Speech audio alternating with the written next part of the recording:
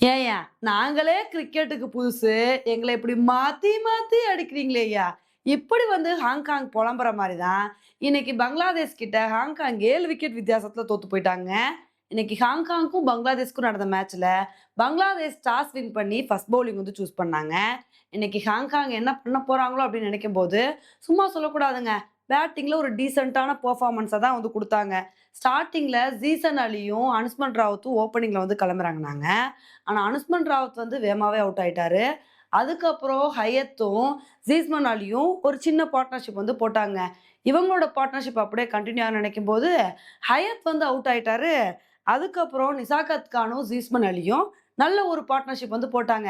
சரி இந்த partnership continue ஆகும் அப்படின்னு நினைக்கும்போது, ஒரு கட்டத்துல ஜீஸ்மன் அலி வந்து அவுட் ஆயிட்டாரு.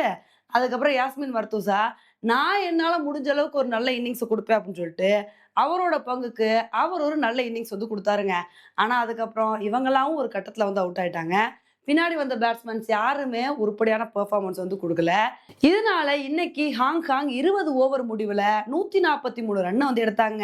இந்த ஒரு ஸ்கோர பார்த்தவுனே, இவங்க போன மேட்ச் விளையாண்டதுக்கு, இந்த மேட்ச் கொஞ்சமாவது பரவால்ல அப்படின்னு தாங்க வந்து தோணுச்சு.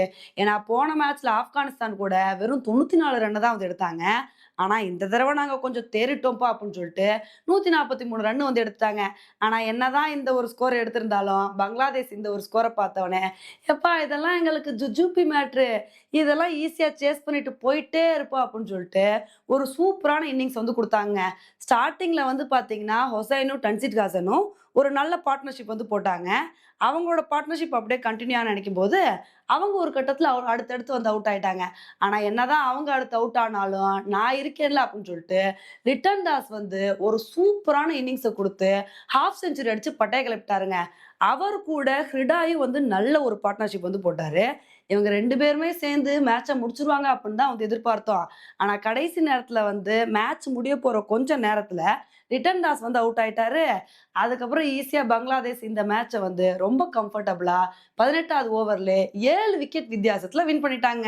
இப்ப இந்த மேட்ச வின் பண்ணது மூலமா பங்களாதேஷ் ஆசியா கப்ல முதல் வெற்றிய வந்து பதிவு பண்ணிட்டாங்க. இந்த மேட்ச ஹாங்காங் தோத்தது மூலமா தொடர்ந்து தோல்விய சந்திச்சுக்கிட்டே இருக்காங்க. இனி அடுத்த மேட்ச்லயாவது ஹாங்காங் நல்ல ஒரு பெர்ஃபார்மன்ஸ குடுத்து வின் பண்றாங்களா அப்படின்றத பொறுத்து வந்து பார்க்கலாம். ஓகே ஃபிரெண்ட்ஸ், இந்த ஒரு மேட்ச பத்தி நீங்க என்ன நினைக்கிறீங்க அப்படின்றத என்னோட கமெண்ட் செக்ஷன்ல போடுங்க. இதே மாரி இன்னொரு வீடியோல உங்கள வந்து மீட் பண்றேன். Bye friends.